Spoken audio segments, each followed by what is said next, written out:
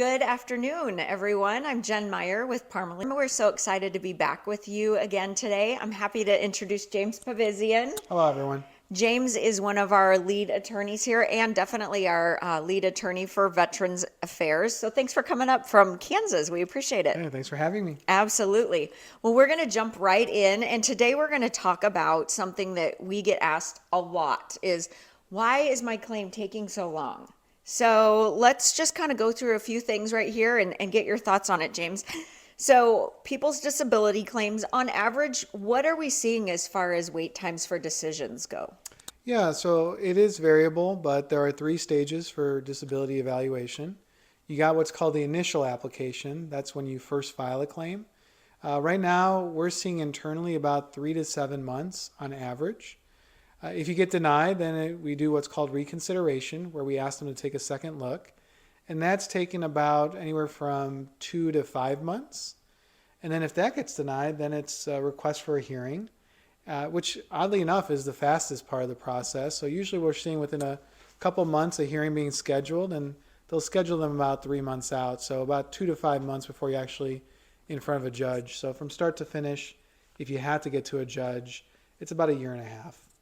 Okay, that is an awful long time to wait, isn't it? It is. So let's talk about some of the reasons for the length of time. First is that there's no deadline given to the Social Security Administration. Is that right? That is correct. There is no statutory deadline as far as when they're supposed to make a decision or when they're supposed to do anything. So while we have timelines imposed on us, they get to it when they get to it. Is that right?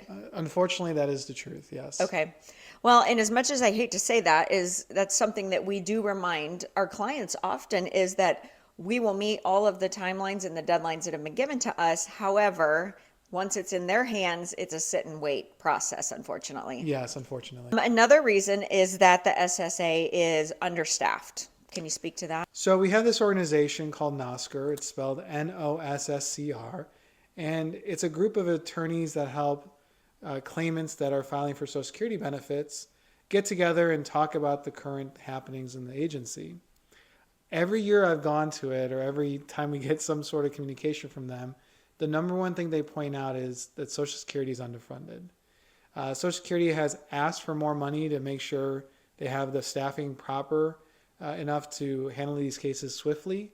And every year Congress has given them money, but well below what they're asking for. And if, there's certain numbers they give us as well as far as staffing percentages.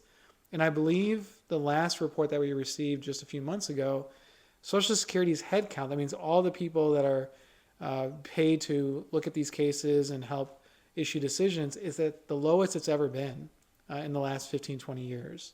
So not only are they losing people to retirement or finding other jobs, they're having a hard time filling those positions, or they're having a hard time getting the money to even have that position open anymore. So another reason for claims taking so long to decide is the inability or difficulty getting medical records for our clients. Tell us about that. Yeah, so there's 2 different types of ways Social Security gets medical records. One of them, they actually developed a system called HIT, where it's kind of actually amazing. Of all the systems Social Security has worked on, this is probably the most successful, where there are a certain group of hospitals and clinics around the nation that input their information into the medical records ecosystem in a way where Social Security can hit one button and, just based on your Social Security number, generate a report within seconds with all these visits you had to these clinics. Now that's only about 50 to 60% of all the providers. What's missing from that a lot is behavioral health. So if you see a counselor or a therapist, or if you live in a smaller community where you don't have these giant hospital systems, those are going to have to be traditionally requested. So what we're looking at there is a paper request to a small clinic that's usually understaffed, that then has to go into their system, print out the report, and send it to a specific address that then gets scanned in, uploaded. And even us, as a law firm that gets these records on a regular basis, it usually takes about 2 to 3 months sometimes to get these records in. And it's not because of anyone's fault, it's just how long it takes under the old system.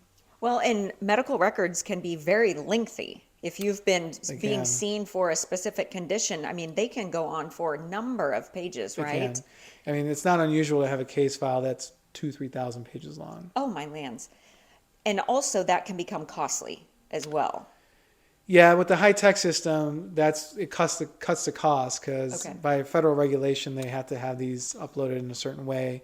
But yes, if you have to actually like request them, it does cost money for you to actually do the search per page printouts and things like that. Okay. Sometimes a client may delay having surgery or receiving treatment for a condition, and that can lead to your claim being extended, correct? That is correct. There's certain conditions where Social Security just won't make a decision within the first 6 months.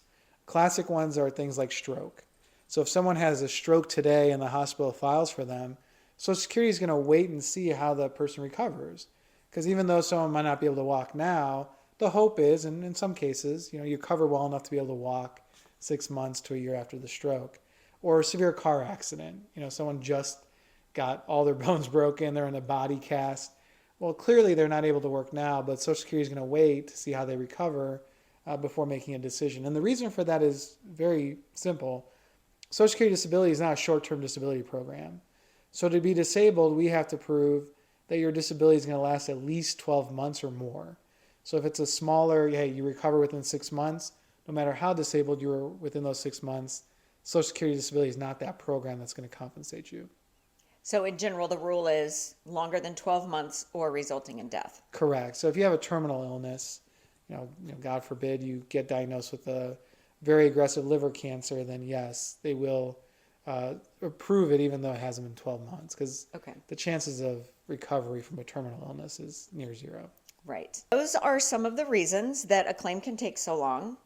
And we encourage everyone, if you have questions about a disability claim, if you want to begin a claim, or you just don't know where to turn, give us a call. Your first initial consultation with us is at no cost because Correct. we want to make sure that we're on the same page, that we're helping you make the right decision and leading you down the right path. Yes. So certainly you can give us a call. So grab a pen and paper and you can reach us at 866-889-2570.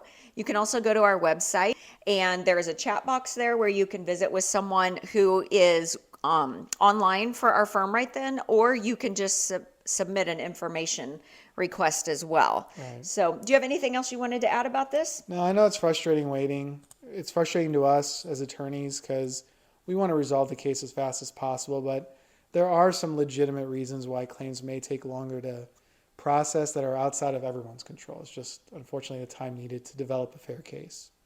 Okay, maybe they're trying to help us all develop patience through this process. Maybe that, yes, it's one of those virtues, right? Exactly. Well, thank you so much for joining us today, and make sure and check back often because we're going to be posting new content and answering some questions that you've sent in. So thanks so much, everybody. Have a great day.